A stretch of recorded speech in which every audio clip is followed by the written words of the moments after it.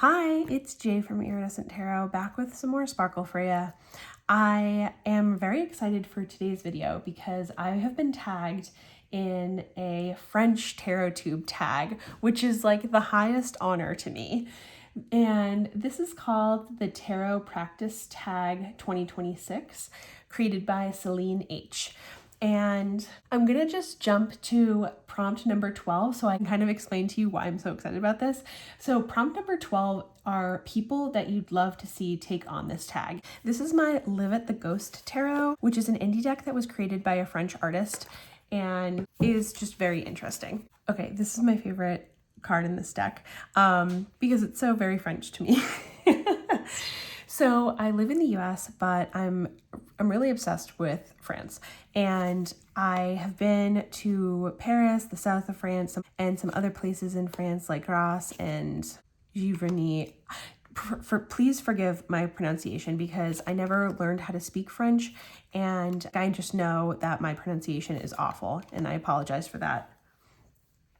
But there's just something so special to me about France. It's something that I can't exactly put into words when I'm there, and the way that the sunlight shines off of the buildings, the colors and the vibe is so different than being here in the US. And I love being there. I love the architecture and the art and the culture and the food and people and just everything about it. I just love it there. I try to incorporate as much French into my life as I can in little ways, whether that's occasionally watching TV shows in French or using French perfume or even creating a French impressionist curated art tarot deck. I just try to have a little bit of France in my life. And so I only knew of a few tarot channels that were French. So that would be Marine Waves of Your Soul, Ash La Estrella, and Eva de Orange. And just recently, I stumbled across the tag #Ultimate10Decks by Soul Shadow Tarot, and that introduced me to so many new French tarot channels. And from there, I've just been exploring like as many different French tarot channels as possible. So to answer the 12th prompt of people you'd love to see take on this tag, I am tagging all of the French tarotubers that I've recently discovered. I will link them in the description box in the comment below. But if you know of any other French tarot YouTube channels that I didn't list, please tell me because I will subscribe to them in a heartbeat. And then to all the non-French tarot tubers out there, consider yourself tagged in this as well because it's just such a fun little mid-year tarot practice tag, and I'm so excited to participate. Okay, so prompt number 1 is, how did you get hooked on tarot? And it all started with the Starchild tarot.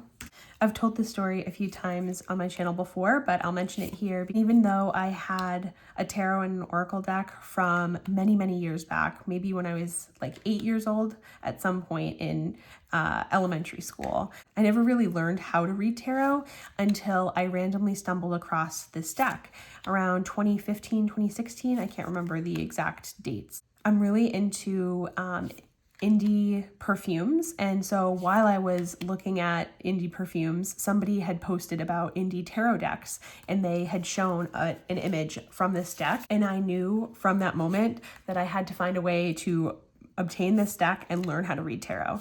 And so indie tarot decks are really what got me into tarot in the first place and prompted me to learn how to actually read with the cards. So I've been reading tarot and collecting decks for about 10 years now.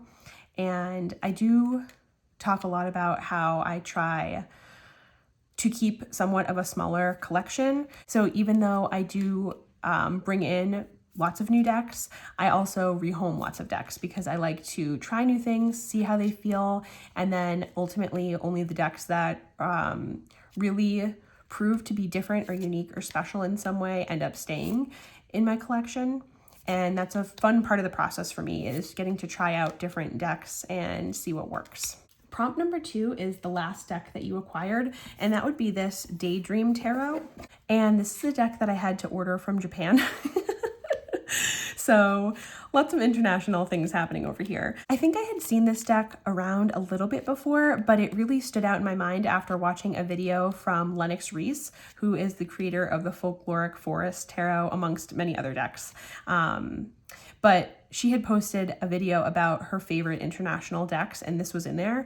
And then ever since I saw it on that video, I couldn't stop thinking about these adorable, cute animals and this color palette and the food. It was just like something that with the watercolor style was very me. And even though it's like a very cutesy, fun deck, I think that any deck can be a serious reader. And so it doesn't faze me to have cakes and tea parties and that kind of stuff in a deck. I think that it's just fun to look at and just very beautiful. And so the guidebook for this is in Japanese, and I've just been using a Translate app in order to read the entries for this deck. So far, I'm really enjoying it. Prompt 3 is the last deck that left your collection, and that's the Luna Soul Tarot. It hasn't physically left yet, but mentally it's left. This is one that was on my radar for a long time, and it's been out for a while, but I never ended up buying it, and I saw it come up in the secondhand market, and so I figured I'd give it a try. And one thing about me is that I really like decks that aren't super people-y, so I don't love when decks have close-up images of people's faces, or specifically when the people in the decks look like people that I know or people that are famous, because I find that it really pulls me out of my reading to have this like facial recognition thing happening. And so this deck, I wasn't sure. So specifically the images like this or this or this are the ones that kind of stand out to me. And I don't love reading with decks that have these like super defined illustrated faces. And so this deck is going to be passed along to my best friend, and I just haven't gotten around to sending it to her yet. So this deck is one that I will be saying goodbye to. I do love the colors though. Prompt number 4 is the last deck that you ordered and are still waiting for, and that's the Lighted Window Tarot. This is a deck that I resisted for a long time as well because it's made with digital artwork, which typically isn't my favorite art style, but I found that this deck kept calling to me, and so I figured I'd give it a chance. I know that it's more of a fall season deck for me, so I'm probably going to open it, just flip through, and then put it away until the fall or until the end of summer and see how it reads at that time is my thought process for now. Number 5 is your current favorite deck, and that would be the Mellow Schema Tarot by Aram Lee. And she is a visual artist and designer that is based in Paris. And this deck is just so unique and special. I backed it on Kickstarter and it just recently arrived, and I did film a walkthrough of this deck. It's got these super shiny holographic detailing on every card, and some of them have these like tiny little sparkly dots, which I love so much. And I just found that the visual language of this deck is very clear to me. And so I have been reading with this deck every morning pretty much. As soon as this came in, I was so enamored by it that I decided to purchase my deck companion, which is a workbook by Animals and Arcana. And it's a month-long process on connecting with one specific deck. And so I really wanted to give this deck my time and attention and focus for the entire month of June. And so I've just been working through the prompts in that workbook, and I just feel like every single day I'm getting, I feel closer and closer to this deck. And I don't know, it just feels so special to me.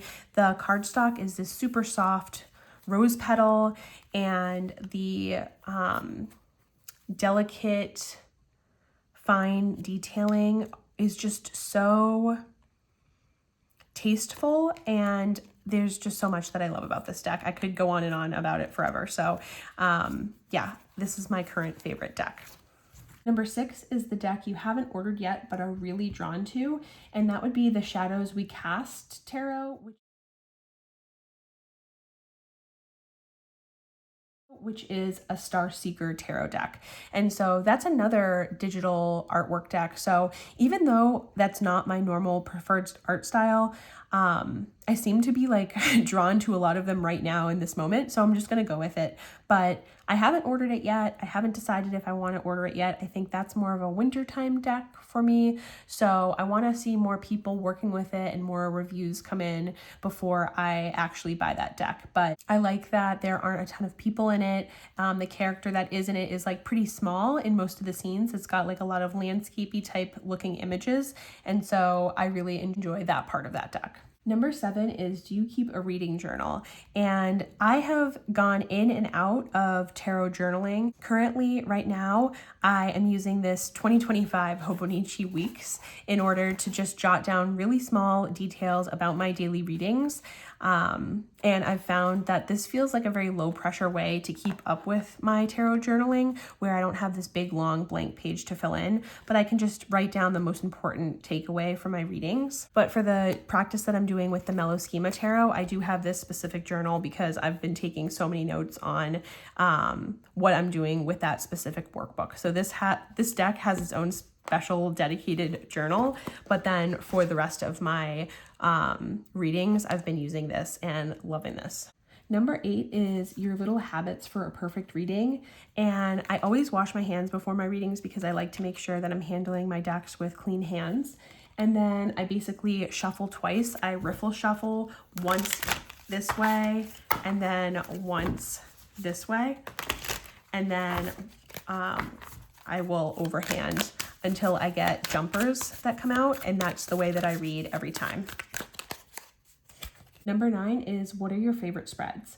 And I kind of go back and forth with what I'm using, and a lot of times I'll talk about whatever spreads that I'm using in my monthly wrap up and favorites video, but a lot of times I just like doing something like a mind, body, spirit spread. I feel like that's a nice daily pull where I can just check in and see what the vibe is for those. I use this Library of Questions book a lot, and this just has some really nice different kinds of spreads, and I feel like they're just a little bit different and fun. And so if I feel like I want to do a longer tarot reading, like with more than 3 cards, I'll come to this book and see what's calling to me.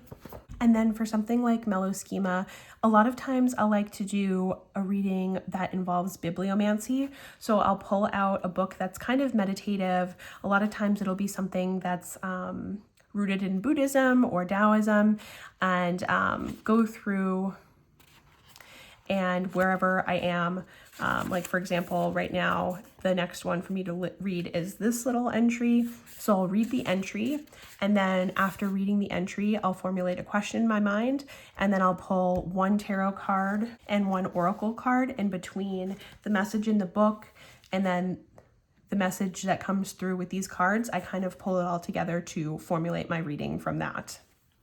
And that's a really common way that I like to make my readings. So it's not really a spread so much as like the style of reading that I've kind of adopted over time. Lately, I've also been doing this spread that I adapted from Mark Astro Tarot.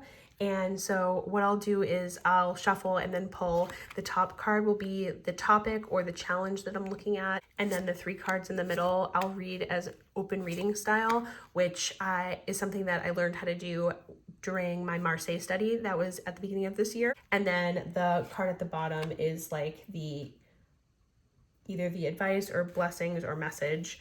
And so this 5 card spread is something that I've kind of adapted from Mark and seems to be working really well for me in my reading style nowadays. Number 10 are your favorite combos right now. And so obviously because Mellow Schema is like my favorite tarot deck right now, it only makes sense that this is my favorite pairing right now. So this is Mellow Schema over here, and this is the Dimensions of Light Oracle over here. And I just happened to find this deck recently on Rose Honey Rituals channel, and as soon as I saw it, I knew that I wanted to pair it with Mellow Schema. It's just got the similar vibe of like a mostly pastel color palette, a lot of like geometric shapes, a lot of ombre color scheme things happening, and just like this meditative quality about it that's similar in vibe to Mellow schema.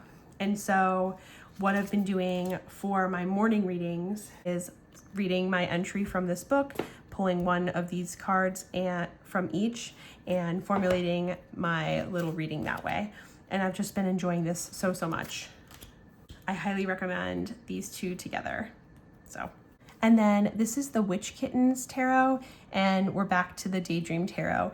And this is a combination that I've been excited to put together. I haven't read with them together yet because this deck just recently came in, but as soon as it did, I knew that this would be a really nice pairing for it, just based on the color scheme and the art style. And I use this deck with many of my decks. What I like about it is that it has a key word or key phrase at the top, a little excerpt that you can read, and then a question at the bottom. And a lot of times I'll use the question at the bottom to pull a tarot card for. So for this, it would be, what helps me to let go of the desire to control? And then if I pulled this tarot card, death would be the answer. And so I just find that these kittens work with many of my decks, but even if they don't match together aesthetically, I use them for many readings because I just like the way that they function. And for me, the functionality of a deck is super important and is like the main reason I keep a deck in the first place. These are so cute. I'm going to show Tarot of Transformation while I talk about prompt number 11. I just modified this deck, so I added sparkly contact paper. You can kind of see it, it depends on the light, but I added this sparkle paper, and then I trimmed off the borders, I rounded the corners, and then I edged it in sparkly purple. So I did a lot of work to this deck, and I did film a walkthrough that's posted on my channel as well. But the question is, what does practicing tarot bring you? Tarot brings me so many things. First and foremost, it is a tool of transformation, which is why this deck is so appropriate for this question. But I use it as a form of psychological introspection and self-improvement and connection to self, to think about things differently, to think about things in a deeper way. And I'm so grateful to have this tool in my life that allows me to do all of that work. Now that I create YouTube videos on tarot, it has really fostered this sense of community where I watch so many other people's YouTube tarot videos and comment on them and really try to engage as much as I can with others who enjoy this practice in their life as well. And that has brought such a sense of joy to my life. I also use tarot very creatively, so you'll see a couple videos on my channel where I do tarot readings and then interpret them via making art, and I've made a couple of decks myself. And so the tarot is kind of like this system that allows me to explore my creativity in a way that has like a system and a structure to it, but allows me to be open in that structure in order to use watercolor or oil pastel or curating those impressionist paintings in order to express myself. And I love that so much. I go through periods of time where I'm really into tarot and then I'm not as much into tarot. And over the last 10 years, that's just been normal for me. Right now, I'm like super into it. And so I'm reading really often. Yeah, it just brings me such an immense sense of joy. And I am very grateful to tarot deck creators, the tarotube community, everyone who is involved in this hobby, because it does bring me such a sense of happiness and peace and understanding, and I could never express how grateful I am for that. So that's a little bit about me and my tarot practice. I really want to thank again Celine H for tagging me. I'm so grateful that you did, and I'm so happy to meet any new tarot YouTube channels from this experience. And if you enjoyed my video, please like, comment, subscribe, all the things, and I will talk to you later. Signing out.